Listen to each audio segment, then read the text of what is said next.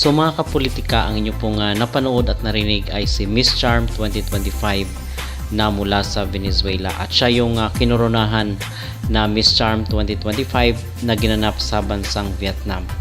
So ibinigay kasi kay April Smith yung titulo na Miss Charm Philippines 2026 at magiging pambato natin doon sa international competition sa Vietnam para sa taong ito sa beauty pageant na Miss Charm. So apparently mga kapolitika ay pinuri ni Ana Flores itong taga Cebu City na si April Smith dahil siya daw ang perfect na candidate ng Pilipinas para sa Miss Charm 2026. So gaganapin po ang 4th edition of the International Miss Charm 2026. Pageant is scheduled to be held in Vietnam between November and December. So abangan rin po natin ang maging laban ni Miss April Smith dito sa nasabing beauty pageant competition, dahil masasabi ko mga kapolitika na malakas rin yung kanyang laban dito sa pageant na ito. At last year ang ipinadala natin ay yung taga Pampanga na si Cyril Payumo na nagtapos bilang top 10 doon sa Vietnam.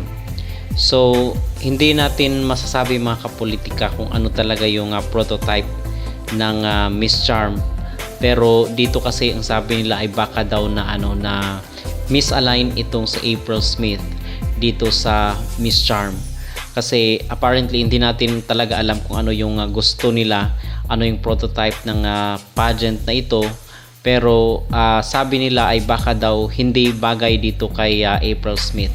Pero coming doon sa Miss Charm 2025 winner na taga Venezuela, sabi niya perfect candidate daw ng Pilipinas itong sa April dito sa beauty competition na ito.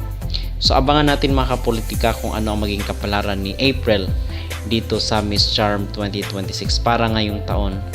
And dito naman ay sa tingin ko kayang-kaya makipagsabayan ni April. It's just that meron kasi mga issue dati, di ba, ng hostility ng Vietnam di umano sa mga candidate ng Pilipinas, and we are hoping na maging maganda ang kapalaran ni April Smith, kasi dito sa Miss Cosmo is okay na yung relationship ng Pilipinas at ng mga Pinoy pageant supporters.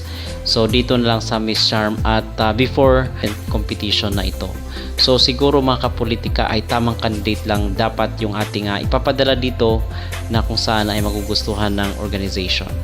So yun, at ano sa tingin nyo mga kapolitika, kung kayo po ang tatanungin, malakas kaya ang maging laban na April Smith dito sa Miss Charm para sa taong ito? Mag-comment down below at huwag kalimutang mag-like at mag-subscribe na rin kayo para updated kayo sa ating mga latest issue.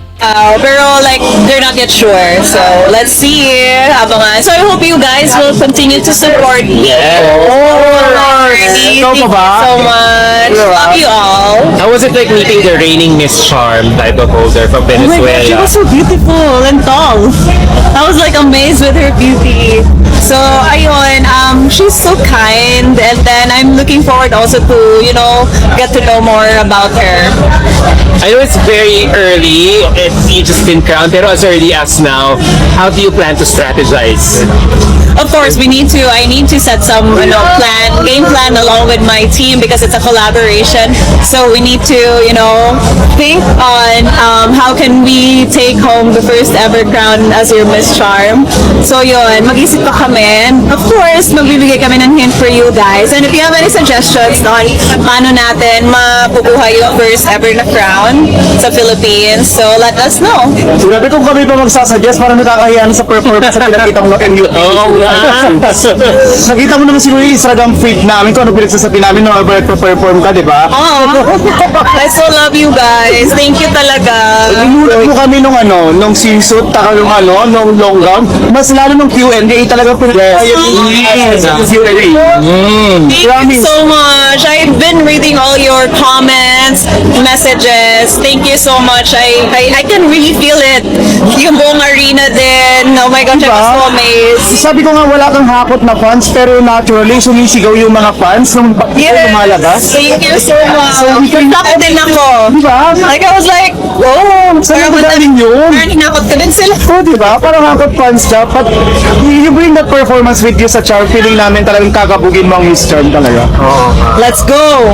Will you Diba? be going back to Singapore? Singapore, or are you Oo. taking a year-long break. Yes, I think so. I need the preparation, diba? It's already like May, and then I need some preparation and game plans on paano represent natin ng mabuti at ma-take home natin yung crown sa Philippines. So, leave of absence lang, hindi naman resign. Let's see. Yes, Hindi ko naman understand yung boss mo. very understanding. He wouldn't let you go away. Just Yeah, so let's see. She's a gem. They let her away. How does it feel? Kasi this is your comeback. Tapos with a crown na, tapos will represent the Philippines internationally finally. I think I felt like everything has been aligned. All my transformation, my growth, the process is, nagbunga siya na worth it ang lahat because I've earned a crown.